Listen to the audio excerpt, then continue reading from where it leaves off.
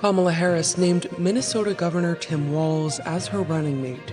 Walz is a former school teacher and seasoned Washington lawmaker who has been credited with a new political insult against Republicans. Yes, they're weird. They prove that every day. It's an observation. Walz is viewed as more of a moderate figure, but someone who has picked up a number of progressive causes as governor. He's not somebody who has an extensive fundraising base or is someone who's very well known among the public. Walz's ascension comes as Harris has consolidated support among Democrats after President Biden exited the race. Here's a look at what Walz brings as running mate in an election showdown with Donald Trump and J.D. Vance. Tim Walz is a proven winner among rural voters, and he's been very successful in Minnesota, which is a state that Republicans are trying to put onto the battleground map. Thank you, Minnesota. Walz really gives this everyman persona. He's somebody who's very comfortable with farmers. He's also someone who can appeal to voters in the suburbs and the cities. Hey, Minnesota Governor Walz here at the Great Minnesota Get-Together. The 60-year-old governor didn't begin his career in politics. He's someone who worked as a school teacher for more than 2 decades. He also spent time in the military. So he really brings to the table a background of someone who had an entirely different life before he entered politics. Walz was first elected to Congress in 2006, managing to unseat a 6-term Republican in one of the state's more conservative districts. He was supportive of a number of issues related to agriculture. He also served as a leader on Veterans Affairs issues, given his extensive background in the Army Reserves. Walz was once given an A rating from the National Rifle Association. After the Parkland shooting in 2018, he quickly pivoted to support background checks, and the NRA disavowed many of his proposals. After 12 years in Congress, Walz ran for Minnesota governor in 2018 as someone who could compromise with Republicans. He won by more than 11 percentage points. Hello, one Minnesota. Walz was re-elected in 2022 and a year later oversaw a Democratic-controlled state legislature with a progressive agenda. He helped get through a program to provide universal school meals for children. He was supportive of codifying abortion rights. He was supportive of the legalization of recreational marijuana.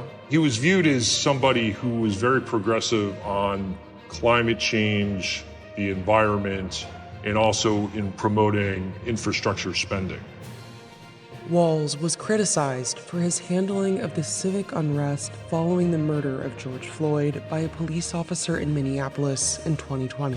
I'm authorizing and talking to General Jensen to fully mobilize the Minnesota National Guard, an action that has never been taken in the 164-year history of the Minnesota National Guard. Walz deployed the National Guard 3 days after Floyd's murder. In July, the governor signed a police reform bill banning the use of chokeholds in most cases and requiring other officers to intervene when another is using excessive force.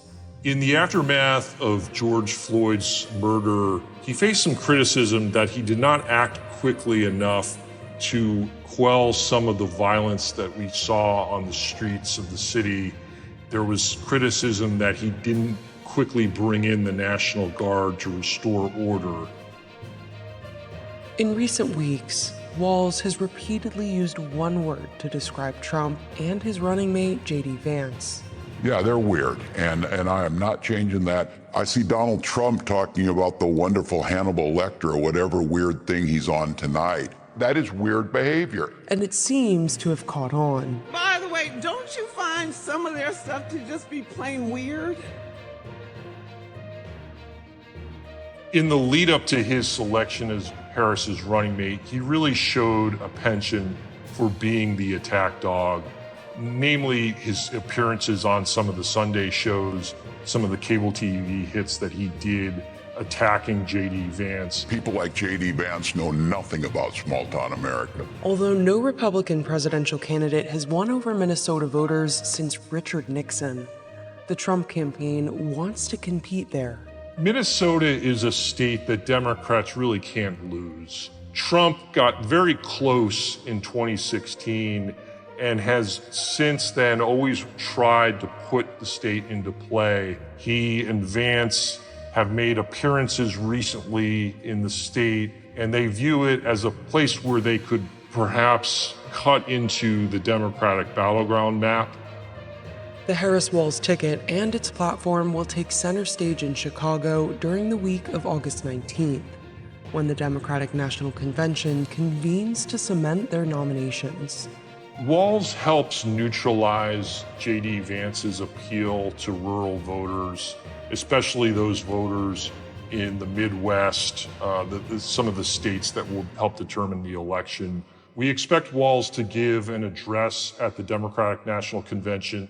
That'll really be his first opportunity to give the American people a window into his life, his career, his background, and that will be an important showcase for him before Democrats.